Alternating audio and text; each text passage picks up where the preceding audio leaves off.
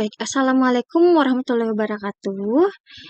Perkenalkan, saya Siti Hadijah, saya dari Politeknik Boswa Makassar. Saya dosen pengampu dari mata kuliah dasar pengolahan makanan. Pada video kali ini, saya akan menjelaskan tentang food courses yang merupakan bagian dari mata kuliah dasar pengolahan makanan yang berada di pertemuan terakhir setelah kita sebelumnya sudah membahas tentang teknik dasar, kemudian metode pengolahan makanan, kemudian tentang rempah-rempah, juga saus dan stok ya. Jadi kali ini kita akan bahas tentang food courses.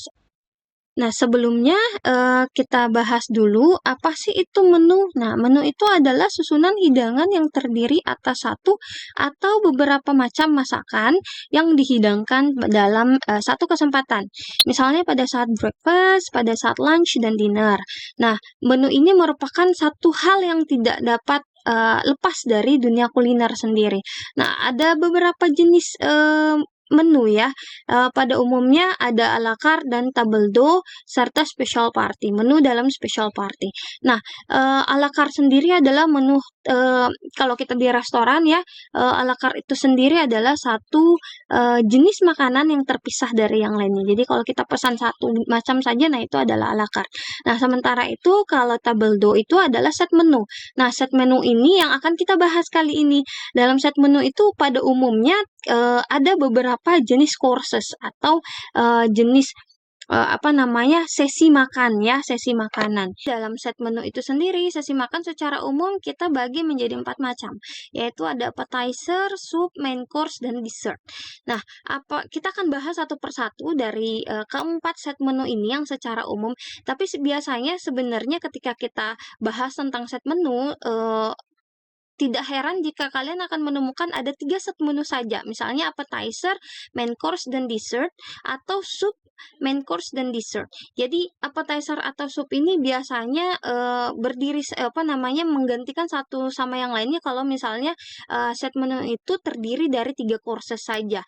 Nah, kalau misalnya kita menggunakan 4 courses, maka ada appetizer dan soup serta main course dan dessert. Jadi yang tidak terganti ini adalah main course dan dessert. Sementara appetizer dan soup kalau misalnya kita menggunakan 3 courses, itu salah satunya saja dari appetizer atau supnya itu sendiri ya. Jadi kalau misalnya kita menggunakan 4 set menu, maka ada soup muncul setelah appetizer. Nah, kita akan membahas yang 4 set menu ini ya. Nah, yang pertama yang akan kita jelaskan yaitu adalah appetizer. Apa sih itu appetizer? Appetizer itu adalah makanan pembuka. Makanan pembuka yang pertama kali akan kita makan dalam satu courses atau satu set menu. Nah, appetizer ini kata lainnya bisa juga disebut, kadang juga disebut dengan kata finger food.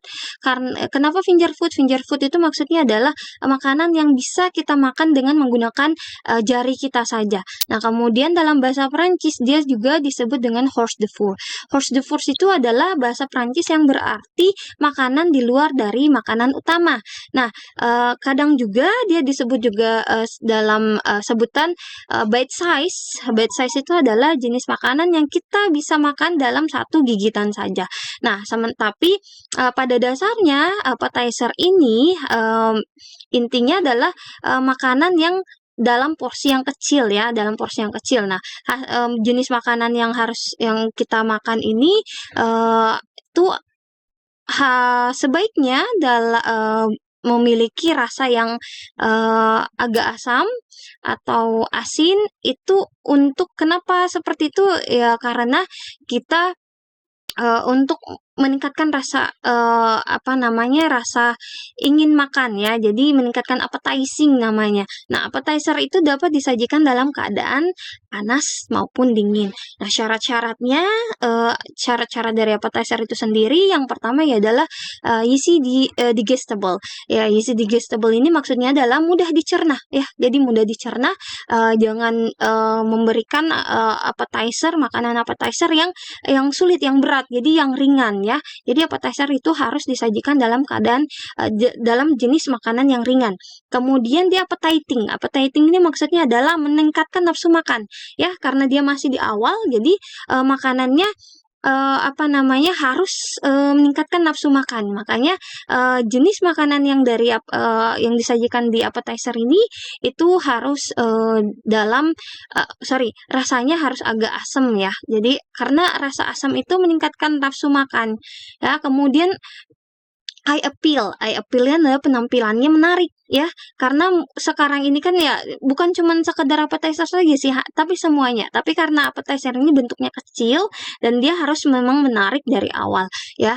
Kemudian small portion, jadi porsinya kecil. Jadi appetizer ini harus harus disajikan dalam keadaan porsi yang kecil. Kemudian berikutnya jenis hidangan pembuka yang ada itu adalah appetizer yang dingin dan appetizer yang panas. Nah, appetizer dingin itu sebenarnya bedanya hanya dari suhunya saja. Nah, kalau appetizer yang dingin itu temperaturnya sekitar 10-15 derajat Celcius. Tapi appetizer dingin ini memang kita sajikan dalam jenis-jenis seperti salad yang dingin ya. Kemudian jadi tidak disajikan panas. Jadi memang dingin yang memang biasanya disimpan dulu di kulkas kemudian baru disajikan. Sementara yang hot appetizer ya, jadi kalau yang hot appetizer ini biasanya rasanya gurih ya, selain asam atau ini kalau cold appetizer biasanya itu agak asam. Nah, sementara kalau hot appetizer itu disajikan dengan rasa gurih dan asin. Nah, tetap tentu saja keduanya harus tidak mengenyangkan. Nah, kalau appetizer panas ini temperaturnya sekitar 50-60 derajat Celcius. Nah, jenis-jenis appetizer yang hot ini bisa seperti jenis makanan-makanan yang digoreng atau sebutannya fritters ya. Kemudian risoles atau souffle, souffle yang panas, yang asin ya, souffle yang asin, kemudian croquette dan quiche ya. Kemudian berikutnya, nah, kursus yang kedua yaitu sup ya. Sup ini terbagi atas 4 macam secara umum, yaitu thick soup, clear soup, special soup, dan national soup. Thick soup adalah jenis-jenis sup yang kental, kemudian clear soup itu adalah jenis sup yang bening. Kemudian ini kuahnya ya, dari segi kuahnya. Kemudian special soup ini tidak masuk dalam kategori clear atau thick, tapi jenis sup yang memang spesial, yang contohnya seperti minestrone dan sejenisnya. Nah, kalau national soup ini adalah jenis-jenis sup yang menjadi salah satu sup spesial dari satu negara tertentu. Tapi tidak jarang satu jenis sup itu masuk dalam kategori special soup sekaligus juga adalah national soup. Contohnya seperti ya tadi ya, yang minestrone masuk ke dalam kategori special soup dan dia juga masuk dalam kategori national soup. Untuk clear soup sendiri terdiri dari broth dan bouillon, vegetable, dan konsome. Nah, broth dan bouillon ini adalah jenis sup yang dihasilkan dari beef stock ya. Beef stock itu adalah kaldu sapi ya, atau kaldu daging ya, tanpa melalui proses pengentalan. Jadi memang pure pure beef stock dan tidak ada proses pengentalan. Nah, kalau vegetable sendiri sesuai dengan namanya, itu dibuat dari hasil rebusan jenis sayuran ya. Kemudian yang terakhir adalah konsome. Nah, konsome ini adalah salah satu jenis sup yang menyehatkan ya. Jadi konsome ini paling jernih di antara semua jenis sup jernih. Nah, dalam prosesnya jika terjadi jika stoknya itu keruh atau kaldunya atau kuahnya itu keruh, maka kita bisa menggunakan putih telur untuk menghilangkan kekeruhannya ya. Jadi menggunakan putih telur sebagai proses penjernihannya. Nah, contoh yang biasa kita buat itu adalah konsome julienne misalnya. Nah, konsome julienne ini jadi jenis konsome ini biasanya diberi nama sesuai dengan apa isinya. Nah, contohnya seperti konsome julienne berarti jenis-jenis potongan yang ada di dalam sup ini adalah jenis potongan julienne. Nah, berikutnya yaitu adalah thick soup. Nah, thick soup ini sendiri ada beberapa macam seperti cream soup. Nah, cream soup ini adalah sup kental yang dihasilkan dari bechamel. Bechamel itu adalah campuran tepung dan mentega yang kita sebut juga dengan nama roux ya. Kemudian ditambahkan kaldu. Nah, nanti disesuaikan dengan nama jenis supnya. Misalnya cream corn soup. Jadi cream corn soup ini adalah sup jagung misalnya. Sup jagung yang diberi pengental tadi. Nah, kemudian puree. Puree ini sendiri adalah jenis sup kental yang dihasilkan dari bahan itu sendiri. Nah, bahannya itu di blender, dihancurkan, kemudian dikentalkan, ditambahkan pengental. Nah, yang sebenarnya mengentalkan sendiri itu adalah jenis bahannya. Makanya rata-rata dari puree jenis sup puree ini itu menggunakan jenis sayuran yang memberikan pengentalan seperti contohnya kentang ya. Walaupun pada dasarnya misalnya kita menggunakan jenis sayuran yang lain, tapi kentang ini digunakan untuk pengentalan juga. Nah, kemudian yang ketiga adalah biskuit. Nah, biskuit ini biasanya terbuat dari jenis seafood ya, seafood. Nah, proses pengentalannya tapi dalam sup ini itu biasanya memiliki warna yang merah. Nah, itu ada tambahan minuman yang beralkohol juga dalam biskuit ini. Kemudian chowders itu juga dari seafood tapi jenis ikan dan kerang-kerangan, tapi juga biasanya ada dari sayuran. Nah, prosesnya melalui proses stew dan ditambahkan kentang, krim atau susu. Nah, biasanya chowder ini berwarna putih. Nah, kemudian potage ini adalah jenis kaldu yang tidak disaring ya, kekentalannya dihasilkan dari bahan utamanya itu sendiri. Contohnya dari potage onion, Saint Germain dan yang lainnya. Kemudian brown soup. Brown soup ini dibuat dari jenis menggunakan brown roux atau tepung tambah mentega tadi, tapi agak dilamakan jadi warnanya agak brown ya. Jadi proses masaknya agak lama sehingga warnanya jadi brown kecoklatan. Nah, sup ini diselesaikan dengan menggunakan tambahan anggur atau krim atau mentega saat akan dihidangkan. Dan yang terakhir adalah velouté. Velouté soup ini adalah jenis sup kental yang dihasilkan dari white roux atau roux tadi tapi yang warna putih dan ditambahkan dengan rempah-rempah. Ya, penyajiannya biasanya kita menggunakan krutong atau roti bakar yang kita potong-potong kotak, kemudian kita saute atau kita tumis ya. Berikutnya kita bahas course yang ketiga yaitu main course. Nah, main course ini adalah makanan utama. Jadi hidangan pokok dalam satu susunan menu lengkap yang dihidangkan pada saat lunch maupun dinner. Nah, porsinya ini lebih besar dari appetizer.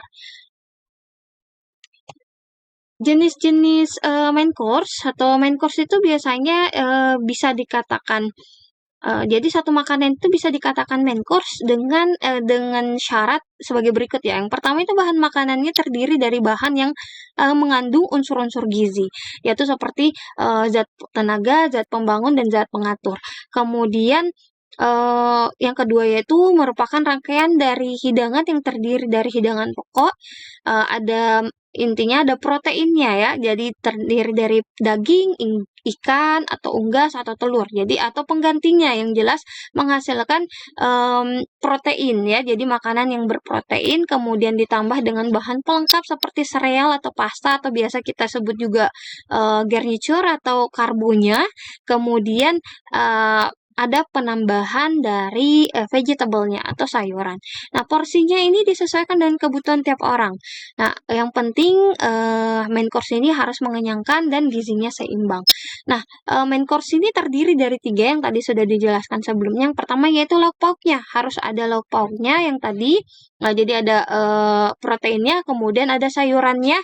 Nah, kalau kontinental umumnya seperti buncis, bunga kol, lebak putih dan segala macamnya. Nah, kalau yang lauk pauk tadi ukurannya itu sekitar 175 sampai 225 gram di dalam satu kali hidangan ya. Kemudian untuk sayuran sendiri ukurannya sampai 75 gram. Nah, kemudian yang terakhir adalah garniture. Garniture ini adalah karbonya ya, kentangnya atau pengganti kentang seperti pasta misalnya atau roti. Itu porsinya juga 75 gram. Nah, kalau untuk di Asia sendiri biasanya kita menggunakan garniture ini adalah nasi ya. Ya karena tapi itu menyesuaikan kembali dengan jenis makanan yang kita sajikan juga. Nah, yang terakhir dari food courses ini adalah dessert atau biasa juga kita sebut sebagai makanan penutup. Nah, makanan penutup ini bervariasi. Umumnya makanan penutup ini dia disajikan dalam keadaan manis, berbeda dengan appetizer tadi. Appetizer itu secara umum sebaiknya kita menyajikan appetizer dengan rasa yang asin atau asam. Kenapa? Untuk meningkatkan nafsu makan. Sementara dessert ini kita sajikan dalam dengan rasa yang manis. Nah, kenapa manis? Nah, manis ini menghilangkan rasa-rasa yang asam atau yang apa namanya agak amis misalnya dari makanan-makan sebelumnya. Nah, ini rasa manis ini menghilangkan rasa-rasa itu dan sekaligus menutup semua makanan kita. Nah, kalau kita makanan yang manis-manis di awal itu kenyang duluan karena memang rasa manis itu memberikan kita efek kenyang ya, kenyang di awal. Nah, makanya dessert ini selalu berada di akhir courses. Nah, hidangan dessert ini agak banyak macamnya. Jadi jenis-jenis dessert yang bisa kita gunakan atau pastry yang biasa ada juga jenis-jenis pastry-nya yang kita bisa gunakan dalam hidangan dessert ini ada banyak macamnya. Nah, berbeda dengan appetizer tadi, kalau appetizer dalam bahasa Prancis kita sebutnya hors d'oeuvre. Nah, kalau misalnya dessert ini kita sebutnya petit four. Jadi memang porsinya juga agak kecil, kemudian dimakan dalam porsinya tidak terlalu mengenyangkan dan bikin enak karena makanan manis itu seperti yang saya bilang itu membuat cepat enak ya, jadi cepat kenyang. Nah, itu porsinya juga tidak banyak. Klasifikasi dessert secara umum kita bagi menjadi 2 macam, ada dessert yang dingin dan ada yang dessert yang panas ya. Hidangan penutup dingin atau cold dessert ini disajikan dalam suhu yang dingin ya. Walaupun disajikan dalam suhu yang dingin, tapi proses pemasakannya itu bisa saja melalui proses pemasakan atau proses pemanasan dulu. Namun pada akhirnya kita menyajikannya dalam keadaan dingin. Jadi biasanya ada proses pendinginan dulu sebelum disajikan. Beberapa jenis makanan justru harus dalam keadaan freeze atau beku ya. Contohnya seperti kalau kita menyajikan ice cream, nah ice cream ini harus betul-betul dingin. Kemudian hot dessert. Hot dessert ini disajikan dalam temperatur yang panas atau hangat ya. Hot dessert ini pada akhirnya harus kita panaskan terlebih dahulu. Ada beberapa jenis hot dessert yang memang betul-betul sampai berapi-api ya. Contohnya seperti kita melakukan proses flambe dulu. Contohnya seperti banana flambe atau crepe Suzette yang melalui proses pemasakan di depan tamu kemudian disajikan dalam keadaan yang panas. Nah, pada akhirnya, sebelum kita menyajikan satu makanan itu ada yang namanya sentuhan akhir. Sentuhan akhir ini artinya dalam prosesnya kita memberikan satu teknik tertentu untuk menghasilkan makanan yang ya tidak hanya nikmat tapi juga finishing touch ini juga menghasilkan penampilan yang menarik. Nah, salah satunya adalah Top ini adalah proses menggosokkan satu jenis bahan tertentu dari makanan itu agar biasanya kita menghasilkannya untuk makanan ini tambah gurih, tambah nikmat dan segala macamnya. Kemudian sprinkle ini adalah menaburi. Jadi biasanya kita gunakan dalam proses garnish atau menghias satu makanan tersebut. Nah, top ini adalah menempatkan satu jenis makanan di atas makanan yang akan disajikan. Contohnya ketika kita menyajikan dessert, terus kita menambahkan stroberi dalam satu cake. Nah, jadi nanti ketika kita sajikan itu sebutannya jadi seperti strawberry on top dan segala macam. Kemudian dot ini adalah menambahkan mentega dalam satu makanan, kemudian dipanaskan dengan menggunakan salamander, yaitu alat masak yang menggunakan api atas saja. Nah, nanti menteganya akan meleleh dan menghasilkan bekas-bekas atau noda-noda di atas makanan tersebut. Kemudian straining, yaitu proses kita menyaring jenis makanan seperti contohnya sup kental. Nah, sebelum kita sajikan kita perlu menyaringnya. Kenapa perlu disaring? Supaya tidak ada gumpalan-gumpalan lagi. Nah, kemudian proses masking ini adalah membubuhkan saus kental di atas makanan sehingga dia tertutupi. Kemudian ada proses deglaze. Deglaze ini adalah proses untuk menambahkan